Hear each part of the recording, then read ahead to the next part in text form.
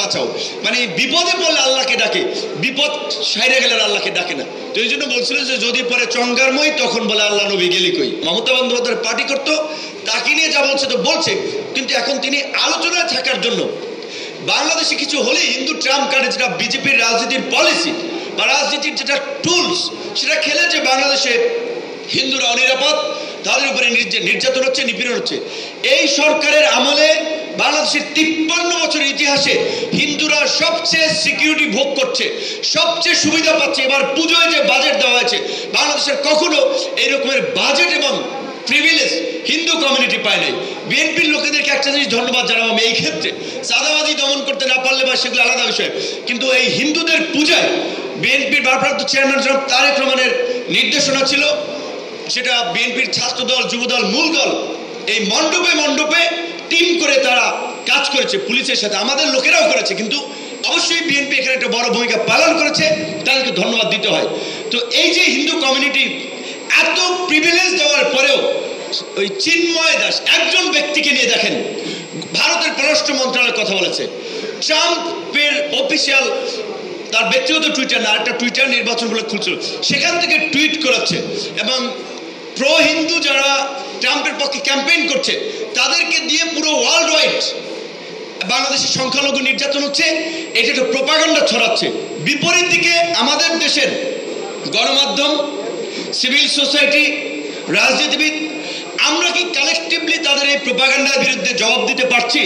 আমাদের তথ্য মন্ত্রণালয় এখন, আপনি দেশের মধ্যে বাংলায় বক্তব্য দিতে হবে না, দেশের মধ্যে কথা বললে হবে না, ওয়ার্ল্ড ওয়াইড তাদের ক্যাম্পেইনটা কি, আওয়ামী লীগ যে প্রোপাগান্ডা এবং এই আপনার ইন্ডিয়ান মিডিয়াগুলোতে যে অপপ্রচার চালাচ্ছে, এটা তো ইস্টাবলিশ হয়ে যাচ্ছে, কিন্তু এগুলো নিয়ে কোনো প্ল্যান পরিকল্পনা আমরা দেখতে পাচ্ছি না। আমরা বারবার বলছিলাম এইটা একটা জাতীয় সংকট, অর্থনৈতিক সংকট, সামাজিক সংকট, রাজনৈতিক সংকট, এখন দাঁড়িয়েছে স্বাধীনতা সার্বভৌমত্বের সংকট।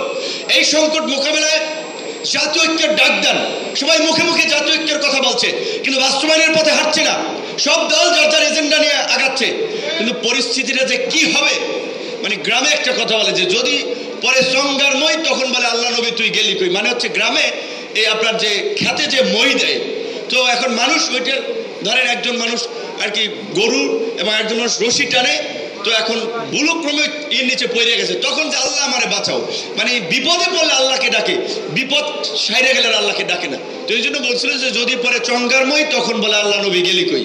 তো এখন এই যে জাতীয় সংকট, এটা হলো জাতীয় ঐক্যের মাধ্যমে এটা মোকাবেলা করা দরকার। সরকারের দিক থেকেও সেরকম এখন পর্যন্ত পদক্ষেপ দেখতে আমরা পাচ্ছি না। আমরা বলছি যে অন্তত এই যে আনসার আন্দোলন, মাইনরিটিদের দাবিতে আন্দোলন, বিভিন্ন এই যে ছাত্রদের আন্দোলন, একটা গণ অভ্যুত্থানের পরে কেন এত দাবি দেওয়ার আন্দোলন চলবে, কেন রাস্তাঘাট এখনো বন্ধ থাকবে, কেন শ্রমিকদের আন্দোলন চলবে, তাহলে এটা কিসের অভ্যুত্থান? এটা মানে পাল্টা অভ্যুত্থান, বিপ্লবের পরে প্রতি বিপ্লবের পরিস্থিতি। তাহলে এখন করা উচিতটা কি? অন্তত রাজনৈতিক দল যেহেতু এই সরকারের সবচেয়ে এখন মেইন পার্ট হবে, তারা যেহেতু মেইন ভ্যানগার্ড, সরকারের চালক শক্তি, তাদেরকে নিয়ে আলাপ আলোচনার মধ্যে দিয়ে সেটা 1 বছরের জন্য হোক, 2 বছরের জন্য হোক, আমি মনে করি মিনিমাম 2 বছরের জন্য একটা জাতীয় ঐক্যমত্যের সরকার গঠন করে সমস্ত প্রকারের সভা সমাবেশ, মিছিল, মিটিং এখন বন্ধ করা উচিত অন্তত 2 বছরের জন্য।